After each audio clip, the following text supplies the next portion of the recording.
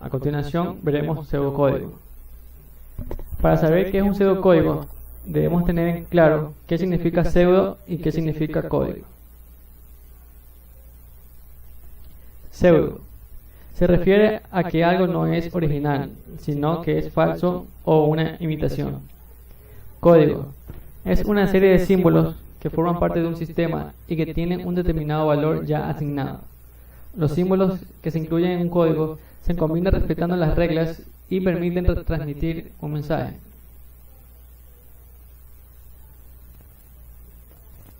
Estas definiciones nos permiten comprender que un pseudocódigo se trata de un falso lenguaje, ya que apela a las normas de estructura de un lenguaje de programación, aunque se encuentre desarrollado para que pueda ser leído por un ser humano y no interpretado por una máquina.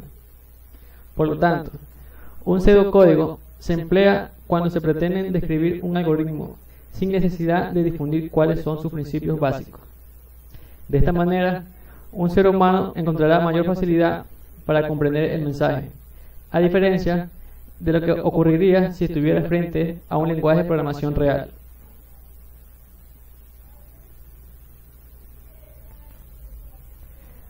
Objetivo de un pseudocódigo. El objetivo es presentar una solución de problema a resolver de forma detallada, simple y precisa. Facilitar el proceso hacia el lenguaje de programación concreto. Hacer más fácil la programación de un programa.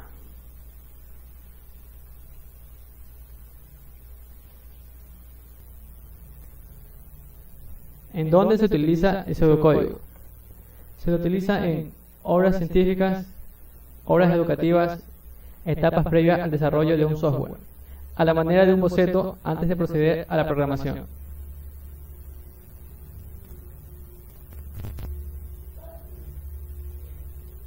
Diagrama de flujo. Es una de las técnicas de representación gráfica de los algoritmos más usadas. Tiene como finalidad brindar una simplificación y comprensión de los procedimientos lógicos. Cada paso del proceso es representado por un símbolo diferente que contiene una breve descripción de la etapa del proceso. Los símbolos gráficos de flujo del proceso están unidos entre sí con flechas que indican la dirección del proceso. Como vemos en la imagen, aquí están las flechas indicando la dirección del proceso.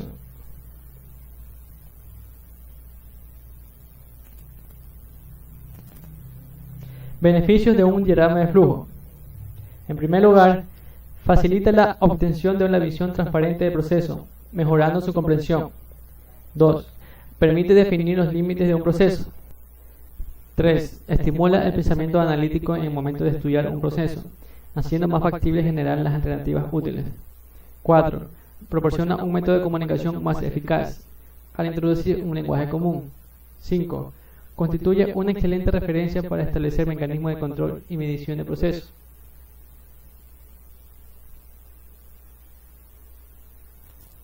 Ahora veamos un ejemplo sobre diagrama de flujo. Bueno, aquí tenemos un ejemplo de un diagrama que tiene como inicio la lámpara no funciona y como fin comprar nueva lámpara. En el proceso tenemos dos preguntas. La primera, ¿está enchufada la lámpara? Aquí no tendremos que decidir si está enchufada o no está enchufada. Si no está enchufada, nos arrojará un mensaje que diga enchufar la lámpara. Y si está enchufada, nos mandará a la siguiente pregunta, que es ¿está quemada la ampolleta? Si está quemada la ampolleta, nos arrojará un mensaje cambiar la ampolleta. Y si no, nos mandará otro mensaje comprar nueva lámpara y fin del proceso. Ahora veamos la siguiente animación. Aquí vemos a Cecilia entrando a ese departamento y procede a encender la lámpara. Encender la lámpara, va a encender la otra y no la enciende. Ahora Fanny se deberá preguntar si está enchufada o no está enchufada. Entonces tendrán que revisar si está enchufada o no. Y al revisar la lámpara está enchufada, deberá preguntarse si está el foco quemado o no y revisarlo. Una vez que haga revisar el foco y si el foco no está quemado, entonces Fanny deberá ir a comprar una nueva lámpara. Y fin de nuestro diagrama. Ahora veamos los tipos de datos. En los tipos de datos encontramos datos simples y datos estructurados. ¿Pero qué es un dato? Un dato es la expresión general que describe los objetos con los cuales opera el programa.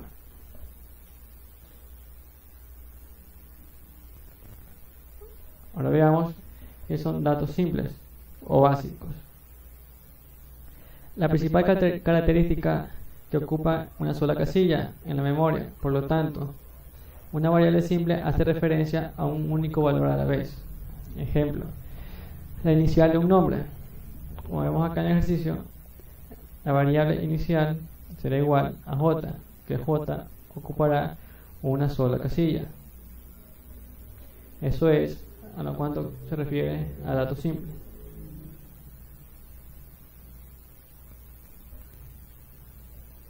Datos estructurados o compuestos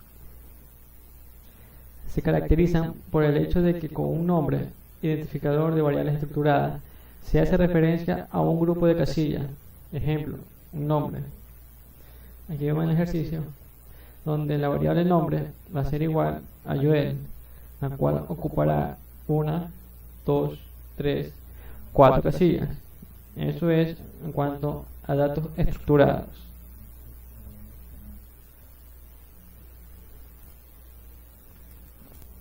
Ahora veamos cómo están compuestos los datos simples y los datos compuestos. Los simples están compuestos por datos numéricos, alfanuméricos y lógicos. Los numéricos permiten representar valores escalares de forma numérica. Esto incluye a los números reales y a los enteros. Y estos de aquí permiten realizar operaciones aritméticas comunes. Los alfanuméricos es una secuencia de caracteres alfanuméricas que permiten representar valores identificables de forma descriptiva. Esto incluye nombres de personas, direcciones, etc. Pero estos pierden su propiedad matemática, o sea que no pueden realizarse operaciones con ellos. Y los lógicos son aquellos que pueden tener valores ciertos y falsos, ya que representan el resultado de una comparación entre otros datos, numéricos o alfanuméricos. En los datos compuestos están los estáticos y los dinámicos. En los estáticos quiere decir que el tamaño que ocupa la memoria no puede variar durante la ejecución del programa, es decir, que el espacio de la memoria no puede aumentar ni disminuir. Y el dinámico son todos los datos que nos permiten tener mayor control sobre la gestión de la memoria en el tiempo de ejecución.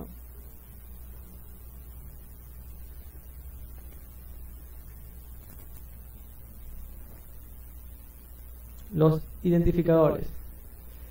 Estos representan los datos de un programa.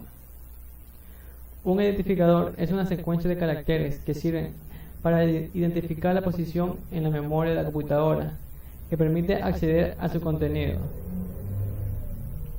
Estos datos, al procesar por una computadora, ya sean simples o estructurados, deben almacenarse en casillas o celdas de la memoria para su posterior utilización. Por ejemplo, un nombre, el número de horas, una calificación, etc.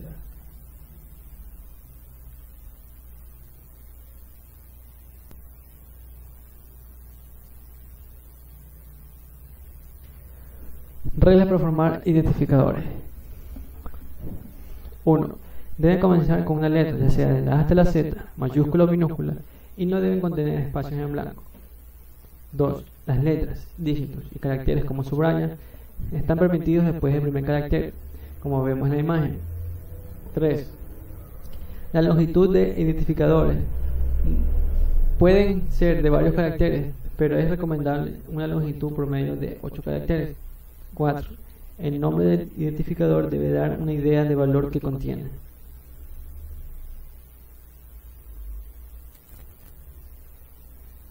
Las variables. Es un espacio en la memoria de la computadora que permite almacenar temporalmente un dato durante la ejecución de un proceso. Su contenido puede cambiar durante la ejecución del programa. Para poder conocer una variable en una memoria, es necesario darle un nombre por el cual podamos identificarla dentro de un algoritmo.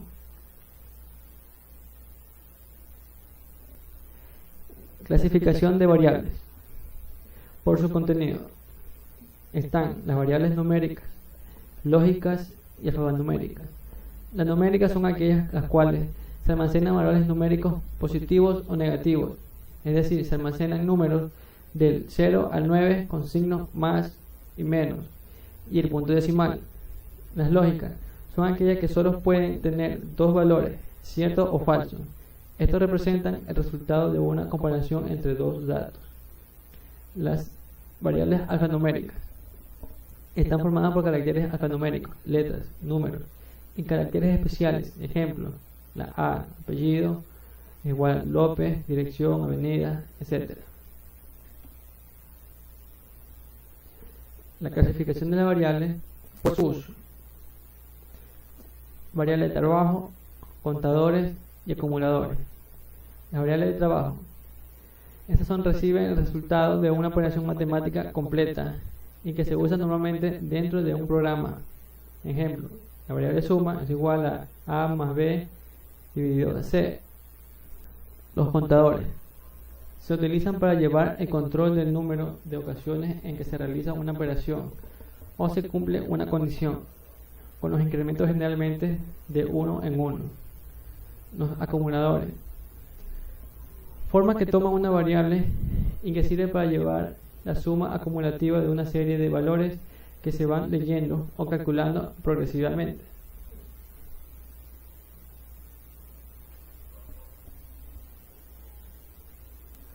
Constante. Una constante es un dato numérico o alfanumérico que no cambia durante la ejecución del programa. Para nombrar la constante, utilizaremos los identificadores que mencionamos anteriormente. Existen tipos de constantes como tipos de datos. Por lo tanto, pueden haber constantes de tipo entero, real, carácter, cadenas de caracteres, etc. Es importante que los nombres de los constantes sean representativas a la función que tiene la misma en el programa.